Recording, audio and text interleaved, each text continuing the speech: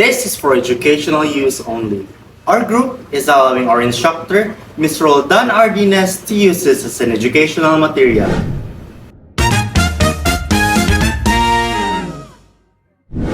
So today everyone, we are going to discuss the contemporary global governance with integration of COVID-19. So with this one, let's go move forward with our objectives. Objectives.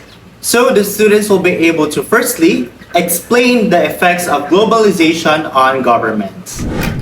Our second objective, identify the institutions that govern international relations. Third objective, differentiate internationalism from globalism. Fourth objective, identify the roles and functions of the United Nations. Our fifth objective, identify the challenges of global governance in the 21st century. And lastly, explain the relevance of the state amid globalization. So there we go everyone. Those are our 6 objectives. Global governance with integration of COVID-19 pandemic. Now, what is global governance?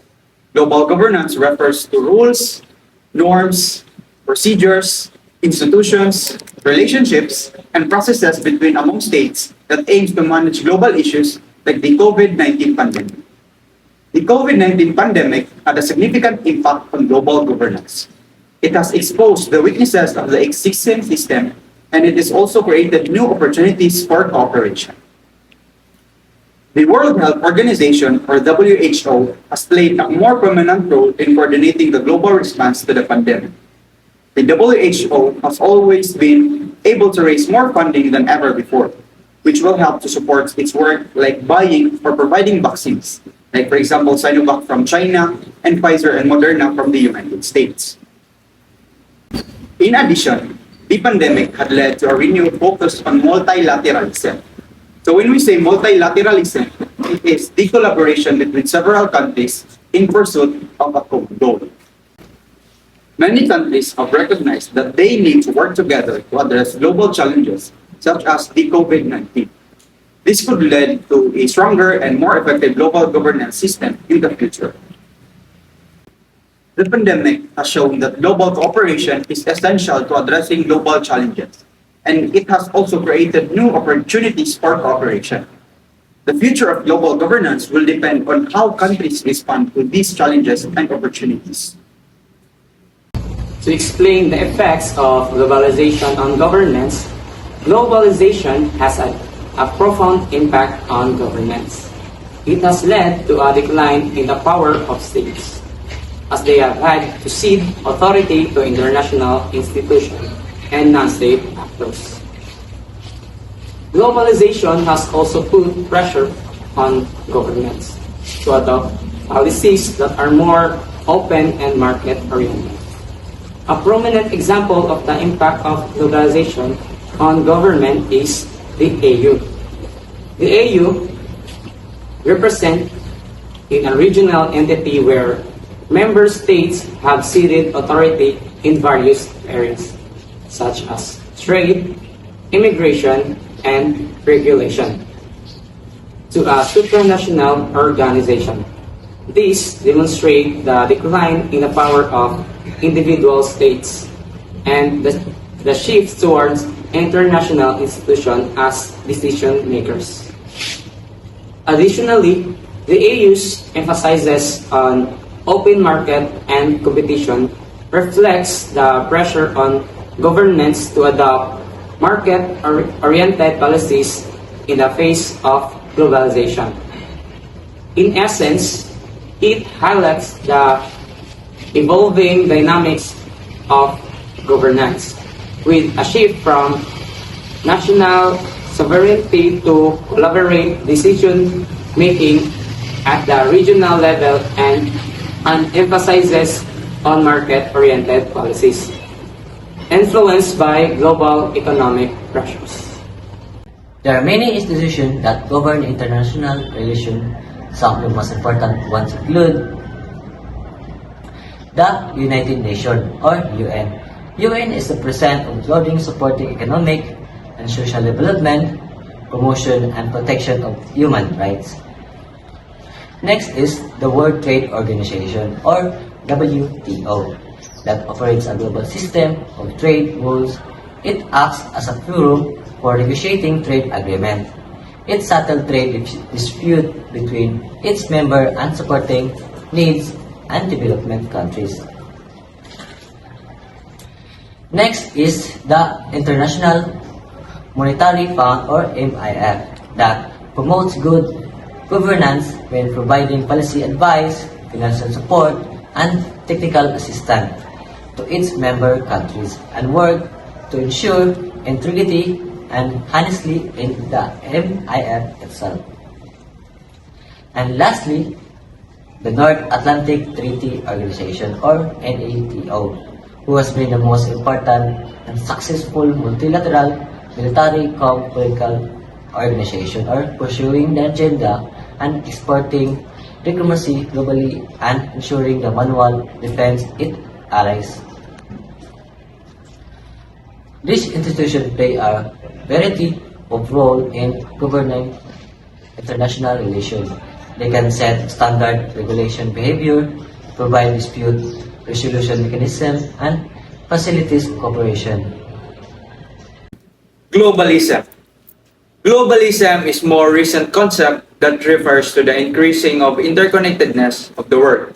So it is characterized by free flow of goods, services, capital, people, and ideas across national borders.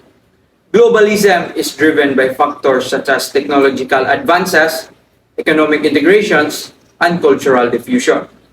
In the economic realm, globalization is characterized by free movements of goods, services, capital, people across national borders. So this has led to the creation of globalized economy in which businesses and consumers can operate on a global scale.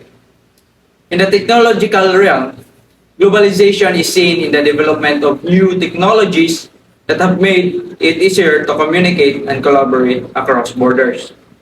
This has led to the creation of globalized society, so in which people can connect with each other and share information more easily than ever before. So the main difference between internationalism and globalism is that internationalism focuses on cooperation between nations, while globalism focuses on the interconnectedness of the world as a whole. Internationalism is often seen as a way to promote peace and stability, while globalism is often seen as a threat of national sovereignty. The roles and functions of the United Nations. The United Nations, or UN, plays a crucial role in the global economic governance. One of its primary functions is serving as a political forum where nations engage in dialogues and major global economic issues. The role is essential because it provides a platform for countries to exchange views, negotiations, agreements, and work collectively to address complex economic, social, and environmental challenges. The UN's role as an integrator of diverse perspective on sustainable development is equally significant. It brings together nations with varying economic interests, social priorities, and environmental concerns. Through dialogues, negotiations, and collaborative initiatives, the UN aims to find common ground and develop strategies to promote sustainable development, meeting the needs of the present without compromising the ability of future generations to meet their own needs. Since its inception in 1948, the UN has also played a pivotal role in conflict resolution and peacekeeping.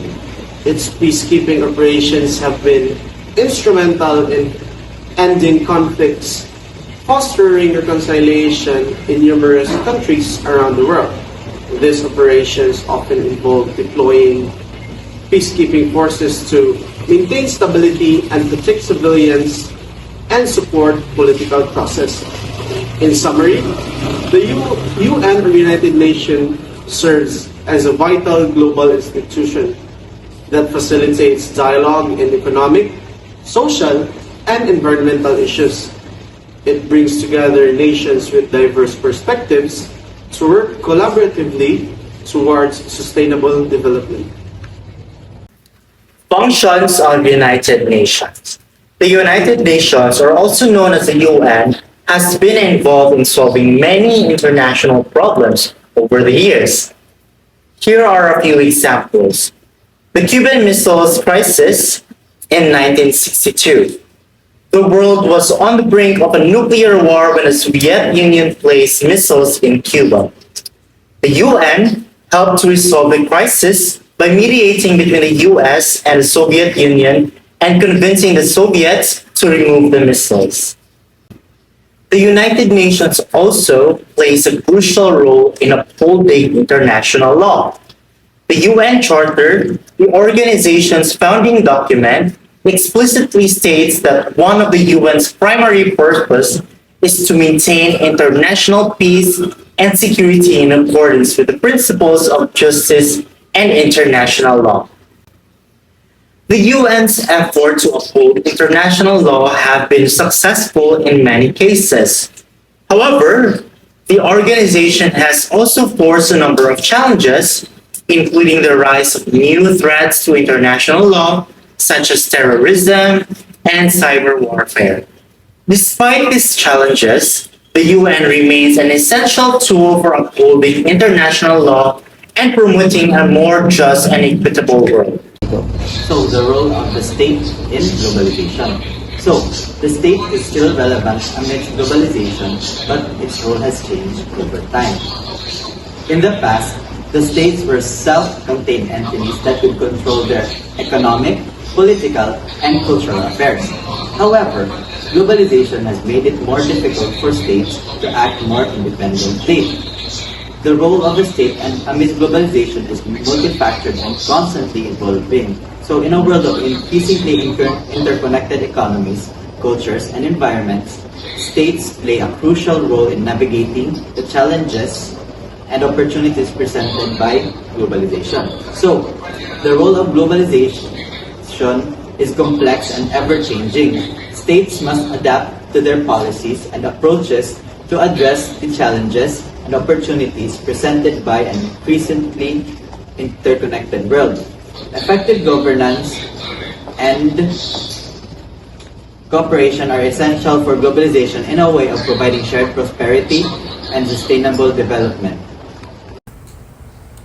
Cultural and ideological differences.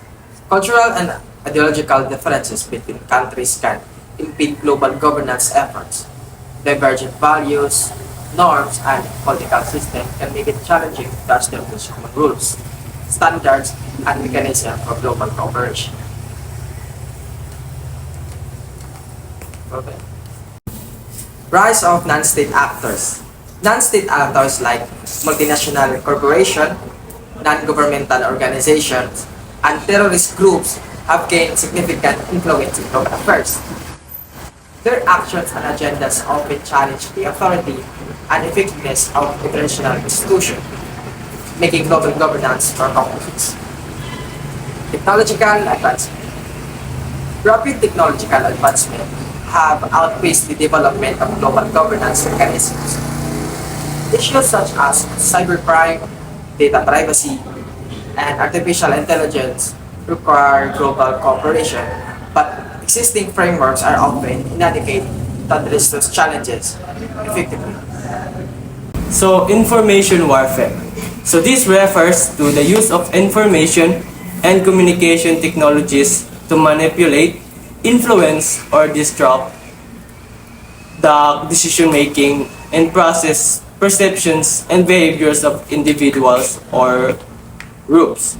So, it involves various tactics, such as spreading propaganda, disinformation, or fake news, conducting cyber attacks, manipulating social medias, or engaging in psychological operations. So this form of warfare can target various aspects, including political opinions, social questions, economic stability, or even military strategies. The goal often involves shaping public opinion, stabilizing our adversaries, are undermining trust institutions, or gaining strategic advantage without resorting to physical conflicts. Information warfare can also have far-reaching consequences, impacting democracy, social harmony, and global stability. Countering it requires critical thinking, media literacy, and robust cybersecurity measures. And also some international cooperations to address and mitigate its effects. So that is information warfare. Globalism versus internationalism. So first, let's discuss internationalism. Internationalism is a complex concept that promotes cooperation and interdependence among nations. It seeks to advance shared human interests through collaboration and mutual respect, regardless of national, political, cultural, or social differences. Internationalism embraces a diverse range of approaches, encompassing a variety of perspectives on global governance, international relations, and the role of nations in addressing common challenges. It advocates for the establishment of international institutions and frameworks to facilitate cooperation and manage global affairs. Internationalism is grounded in the belief that nations are interconnected and that their actions have far-reaching consequences. It recognizes that shared human interests such as peace, security, economic prosperity, and environmental protection can be effectively addressed through collective action.